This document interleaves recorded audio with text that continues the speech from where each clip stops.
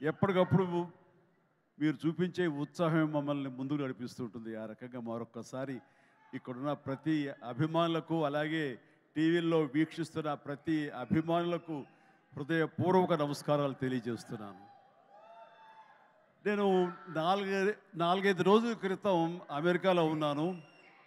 అక్కడికి ఒక మెసేజ్ వచ్చింది వరుణ్ తేజ్ నుంచి. డాడీ నీతో ఏదో మాట్లాడాలి అని. సరే, అప్పట్లో డే అండ్ నైట్ రివర్స్ అవటం మూలంగా టైమింగ్స్ కుదరలేదు, మాట్లాడలేదు. జనరల్గా మాట్లాడాలి అని ఎప్పుడు మెసేజ్ పెట్టాడు. అనుకుంటే వచ్చేస్తాడు, నేను ఊళ్ళో లేను కాబట్టి తను రాలేకపోయాడు, మెసేజ్ పెట్టాడు. ఏమో పెద్ద అర్జెంట్ ఉంటే మళ్ళీ తనే మెసేజ్ పెడతాడు కదా అనుకున్నాను. సరే, 3 days బ్యాక్ 2 days బ్యాక్ వచ్చేసిన తర్వాత మళ్ళీ ఫోన్ చేసి రావాలంటే ఏమై ఉంటుందండి నాకు. ఎందుకంటే ఈ పిక్చర్ రిలీజ్ అవుతుంది, దీనికి ఒక ఈవెంట్ జరగబోతుంది అన్నది మైండ్లో లేక సరే రా అన్నాను. ఇలాగా మా ఫంక్షన్ జరుగుతుంది, ఈ సినిమాకి నువ్వు ముఖ్య అతిథిగా రావాలి. నాకు తెలుసు నిన్ను బయట వాళ్ళు పిలుస్తారు, నువ్వు వెళుతుంటావు, కొంచెం ఎంతో కొంత ఇబ్బంది ఉంటుంటుంది, అలాంటి ఇబ్బంది నీకు కలుగ చేయకూడదని చెప్పేసి ఎప్పుడు నేను అడగను. ఎప్పుడు ముఖం దాకా వచ్చావో తర్వాత ఇంకో దానికి వచ్చావో లేదో, అంతేగాని మళ్ళీ నాన్న తర్వాత నువ్వు వస్తే బాగుంటుందని.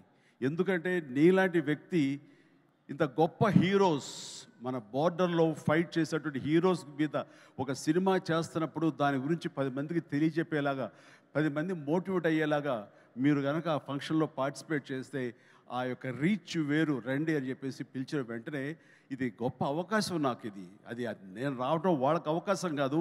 ఇలాంటి గొప్ప సినిమా గురించి, ఇలాంటి గొప్ప హీరోల మీద తీసే సినిమా గురించి, మన బార్డర్లో ఉండే మన కోసం, మన రక్షణ కోసం, మన సరిహద్దులో ఫైట్ చేసేటటువంటి వారియర్స్ గురించి ఇలాంటి సినిమా తీసినప్పుడు దాని గురించి 4 మాటలు చెప్పడం అనేది నాకు దక్కినటువంటి గొప్ప అవకాశంగా నేను భావిస్తుంటాను. అలాగా ఈ ఫంక్షన్ రావడం అనేది నాకు నిజంగా చెప్తాను చాలా గర్వంగా ఉంది. సో ఇందులో ఉండే పాయింట్స్ ఏమిటి అన్నప్పుడు, నాకు ఎప్పుడైతే పుల్వామాలో జరిగినటువంటి ఈ టెర్రరిస్ట్ అటాక్ ఉంది, అది ఒక బ్లాస్ట్ అయ్యి 40 మంది సిఆర్పిఎఫ్ వాళ్ళు చనిపోవటం చూసాము.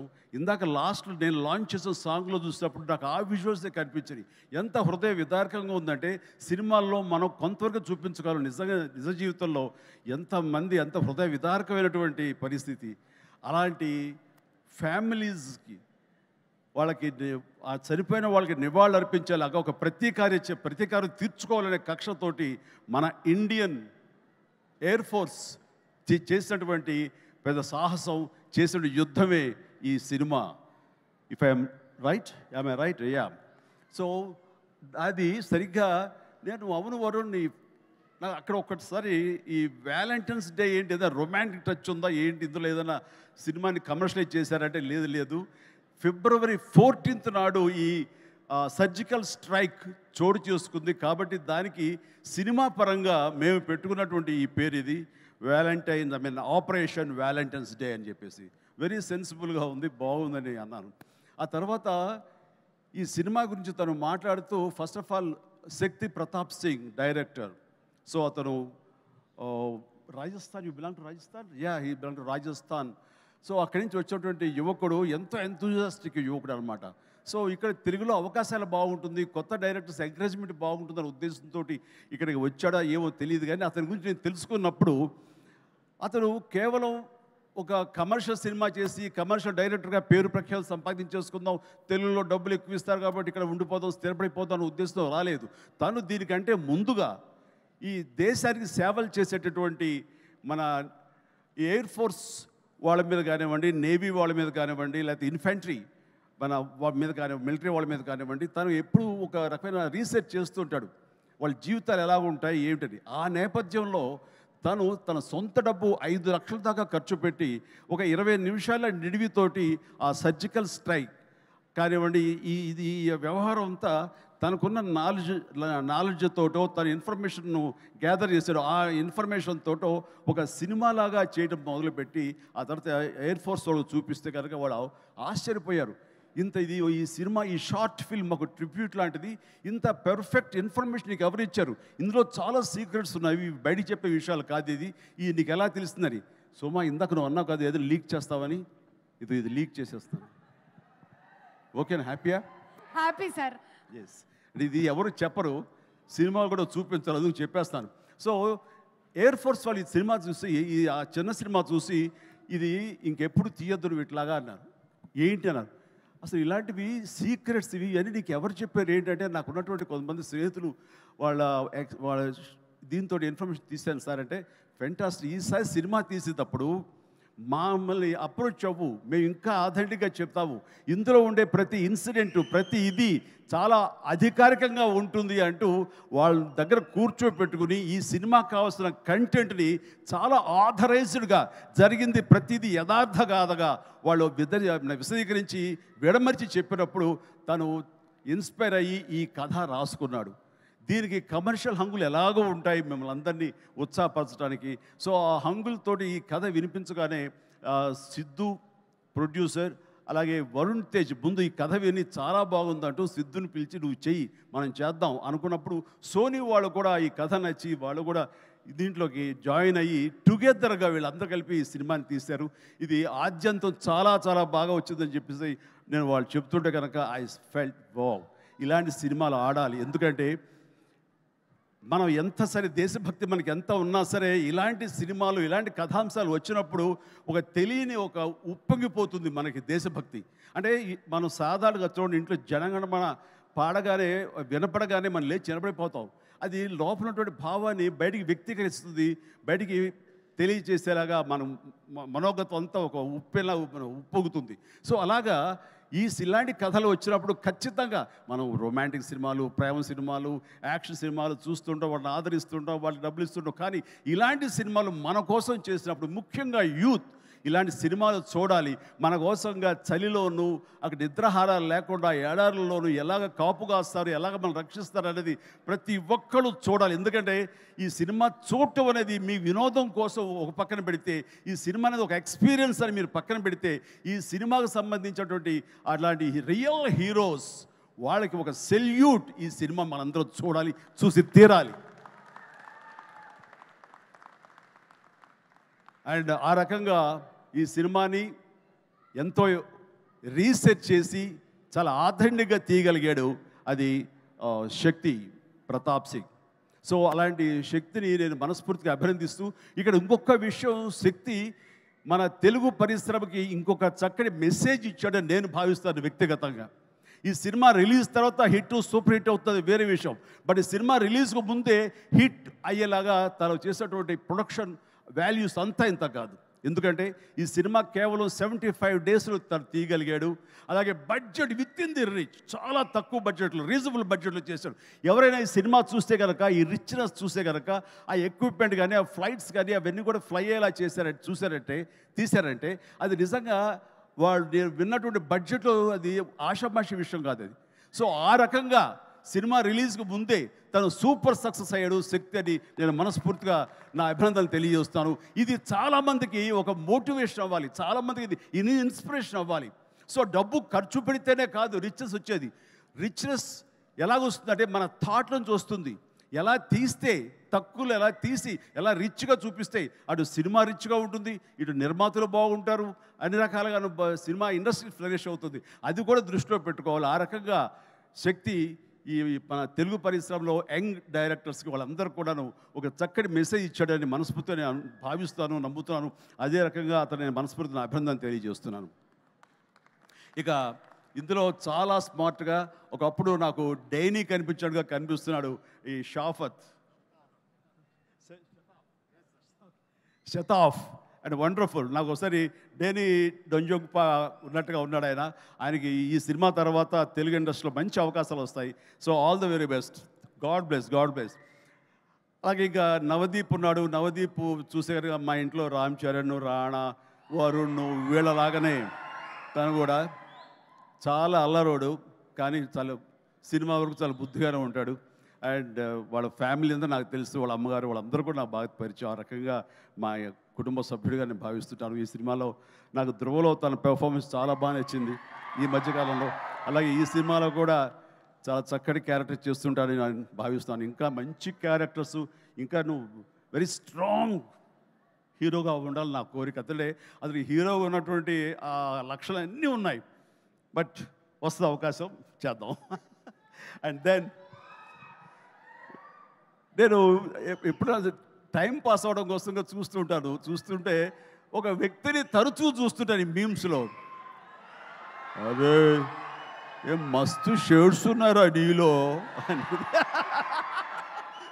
నో మస్తు షేడ్స్ ఉన్నాయరా, ఏమ్రా కమల్ హాసన్ లాగానే అనేది. సో మనిషి టాలెంట్ ఉంటే ఇది అంటారే అన్నం మెతుకు చాలు ఉడికిందా లేదని తెలియడానికి ఆ రకంగా వీళ్ళందరూ వాళ్ళ టాలెంట్ని ఈ రకంగా వాళ్ళు చూపించుకుని నాలాంటి వాడి దృష్టిలో కూడా పడేలాగా ఉంది. అండ్ చిన్ననాటి నాస్టాలజిక్ ఫీలింగ్స్ నువ్వు చెప్పగలిగావు. I'm also so happy. నన్ను చూసి మీరు అంత ఆనందపడతారో, మీ ఫీలింగ్స్ చెప్పినప్పుడు, మీ చైల్డ్హుడ్ విషయాలు చెప్పినప్పుడు నాకు అంతే ఆనందంగా ఉంటుంది, అంతే ఇన్స్పిరేషన్గా ఉంటుంది. I'm really glad to hear that. So nice of you. And then ఇక హరిరామ్ జోగయ్య గారు టెక్నీషియన్స్గా పోలిస్తే వారు మాకు మంచి మిత్రులు. అండ్ వారికి నా అభినందన తెలియజేస్తున్నాను. అండ్ తర్వాత ఇక్కడ డిఓపి హరి గారు, వారికి కూడా మా బెస్ట్ విషెస్. ఈ సినిమా పెద్ద హిట్ అవుతుంది, ఆయన విజువల్స్ కూడా బాగుంటాయని నేను నమ్ముతున్నాను. ఆయన కూడా మంచి పేరు రావాలి. ఇక విజయ్ వీళ్ళందరూ, అలాగే ఓకే గాడ్ బ్లెస్. అలాగే సిద్ధు కూడా మంచి ప్రొడ్యూసర్గా ఎదగాలని మనస్ఫూర్తిగా కోరుకుంటున్నాను. మీరు చెప్పే దగ్గరకు వచ్చేదో కాదు. Good luck please. And then ఇక్కడ యంగ్ డైరెక్టర్స్ చాలామంది వచ్చారు, కరుణాకర్ ఇలాంటి వీళ్ళందరూ కూడాను ఈ సినిమాలో వాళ్ళ సినిమా అన్నట్టుగా భావించి వాళ్ళు చెప్పినటువంటి మంచి మాటలు, గుడ్ విషెస్ ఈ సినిమాకి బలంగా ఉంటాయి. ఇక అందరి గురించి చెప్పి నా బిడ్డ వరుణ్ తేజ్, చిన్నప్పుడు సరే అందరూ ఒకే చోట తిన్నాము, ఒకే చోట పెరిగాము, ఒకే చోట పడుకున్నాము. వాళ్ళ జీవితం అంతా నాతోటే. అండ్ వాళ్ళు ఏది అవ్వాలని సరే వాళ్ళని అది అవ్వనివ్వకుండా చేశానేమో. రోజు నేను మేకప్ వేసుకుని నా సినిమాలు చూస్తూ, నా ఇంట్లో కాస్ట్యూమ్స్, మేకప్ ఇవన్నీ చూసి వాళ్ళు ఇంకో రకంగా ఆలోచించలేకపోయారు. అందుకనే వాళ్ళకి ఏం చేయాలా అన్న ఆలోచన ఒకవేళ చదువు అయిపోయిన తర్వాత యాక్టర్ కాక ఇంకెందుకు మనం అనేది అనుకున్నారేమో. నా దగ్గర చెప్పగానే నేను ఇలాంటి వాటిలో చాలా ఎంకరేజ్ చేస్తాను. ఎందుకంటే film industry the best film industry. నేను దీన్ని చాలా గౌరవిస్తాను. ఇది కళామ తల్లి అని నేను భావిస్తుంటాను. మనం ఎంత గౌరవిస్తే ఆ ఫిల్మ్ ఇండస్ట్రీ మన అంతగా ఆదరిస్తుంది, హక్కును చేర్చుకుంటుందని బలంగా నమ్మేవాడు నేను. కాబట్టి ఇలాంటి ఇండస్ట్రీకి నా బిడ్డలు వస్తే కనుక అంతకంటే కావాల్సింది ఏముందంటూ ఎంకరేజ్ చేస్తాను. వచ్చిన దగ్గర నుంచి నన్ను ఇన్స్పిరేషన్గా తీసుకున్నాడా, ఇంకెవరిని తీసుకున్నాడో ఏమో కానీ ఈ పరిశ్రమకు వచ్చిన తర్వాత నుంచి నన్ను ఫాలో అవటం లేదు ఎప్పుడు. అది గుడ్. నేను దాన్ని హర్షిస్తాను. తను ముందు నుంచి కూడా చేసిన ప్రతి సినిమా డిఫరెంట్ జోనర్. నాకు తెలిసి ఇలాంటి యంగ్స్టర్స్ ఎవరికి కూడా రాని అవకాశం, మా కుటుంబంలో ఉన్న ఇతర హీరోస్ కూడా రాని గొప్ప అవకాశం వరుణ్ తేజ్కి వచ్చింది. అది కేవలం అవకాశం రావడం కాదు, అవకాశం తను క్రియేట్ చేసుకున్నాడు, దాన్ని అందిపుచ్చుకున్నాడు, ప్రూవ్ చేసుకున్నాడు, మీ దీవెనలు పొందాడు. ఈ రోజున ఈ స్థాయిలో ఈ స్టేజ్ మీద ఇలా ఉన్నాడు. అంటే ఉదాహరణకి ఫస్ట్ ఫిలిం ముకుంద చూస్తే ఒక రూరల్ లవబుల్ బాయ్. ఆ తర్వాత కంచా, అసలు ఎప్పుడుదో 1947 ఆ టైంలో వరల్డ్ వార్ సెకండ్ టైంలో ఉన్నటువంటి ఒక సైనికుడు, మిలిటరీ సైనికుడుగా. ఆ తర్వాత ఒక హ్యోమగామిగా, ఆస్ట్రోనాట్గా. అలాగా ఇంకో సినిమా ఒక గద్దర్ గణేష్, అది నా చాలా ఫేవరెట్ గెటప్. అది చూస్తే కనుక పెర్ఫార్మెన్స్ అది చాలా డిఫరెంట్గా చేశాడు. నా ఫేవరెట్ ఫిల్మ్ అది వరుణ్లో. అండ్ తన స్టైలు, హెయిర్ స్టైల్ దగ్గర నుంచి నడక, ఆంగికం, గెస్టర్స్ ఇవన్నీ కూడా చాలా డిఫరెంట్గా ఉంటాయి. ఆ సినిమా కానివ్వండి. ఆ తర్వాత ఇక ఎన్ఆర్ఐ చేసినటువంటి ఫిదా కానివ్వండి, లేకపోతే లోకల్ సోఫిస్టికేటెడ్గా ఒక లవర్ బాయ్గా చేసిన వాళ్ళ బాబాయ్ ఇన్స్పిరేషన్ తోటి చేసిన తొలి ప్రేమ కానివ్వండి. అలాగే లేటెస్ట్ ఫిల్మ్స్ వరకు కూడాను ప్రతిదీ చాలా ప్లాన్డ్గా తను చేసుకుంటూ వచ్చాడు, సక్సెస్ఫుల్గా చేసుకుంటూ వచ్చాడు. ఆ ప్లాన్లో ఒక భాగమే లావణ్యను కూడా కట్టుకున్నాడు. అది సో ఆ రకంగా ప్రతిదీ వెరీ సక్సెస్ఫుల్ స్టెప్స్ వేసుకుంటూ అన్ని జోనర్స్ యొక్క టచ్ చేస్తూ తను చేసిన 13 సినిమాలు ప్రతిదీ వైవిధ్యమైన సినిమాలు చేసుకుంటూ ఎవరికి రానట్టు డిఫరెంట్ జోనర్స్ చేయగలిగాడంటే, నేనేదో రొమాంటిక్ హీరో, నేను యాక్షన్ హీరో, కేవలం ఇలా చేయాలి అన్నది కాకుండా డిఫరెంట్ సినిమాలు చేసుకుంటూ వచ్చాడు. అందులో నేపథ్యంగా ఫస్ట్ టైం, అంతకుముందు గాజీ అని నేవల్ సినిమా వచ్చింది, సబ్మెరీన్ బేస్ చేసుకుని రాణా యాక్ట్ చేసింది. ఆ తర్వాత ఎన్నో మిలిటరీ బేస్ సినిమాలు వచ్చి ఉంటాయి, ఉన్నాయి కూడాను. కానీ air strike, surgical strike, air force మీద సినిమా మాత్రం మన తెలుగులో ఇదే మొట్టమొదటి సినిమా. ఇలాంటి సినిమా రావడం అన్నది విజువల్ ఇంపాక్ట్ ఉంటుంది, మీ అందరికీ విజువల్ ఫీస్ట్. ఎందుకంటే ఈ మధ్యకాలంలో నేను లాస్ట్ ఇయర్ వెళ్ళినప్పుడు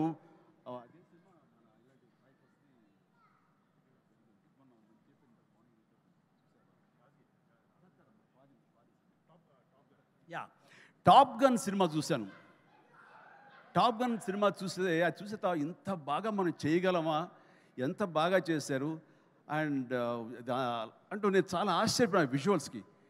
అది 1 year బ్యాక్ చూసిన సినిమా అది.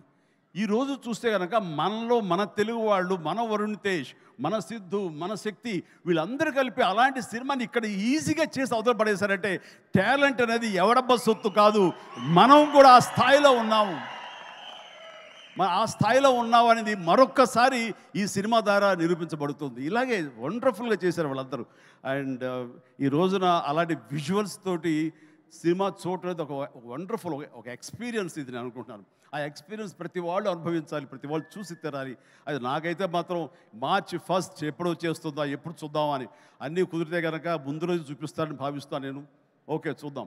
బట్ ఇలాగా ఈ సినిమాకి పనిచేసేటువంటి ప్రతి ఒక్కళ్ళు, అలాగే మ్యూజిక్ అవకాశం ఎంత ఉందో తెలియదు కానీ మంచి RR తోటి అద్భుతంగా చేయగలడు mayor, Vicky J mayor. And of course ప్రతి ఒక్కరికి ప్రతి టెక్నీషియన్స్కి నా హృదయపూర్వక అభినందన తెలియజేస్తూ ఈ సినిమా పెద్ద హిట్ అవుతుంది.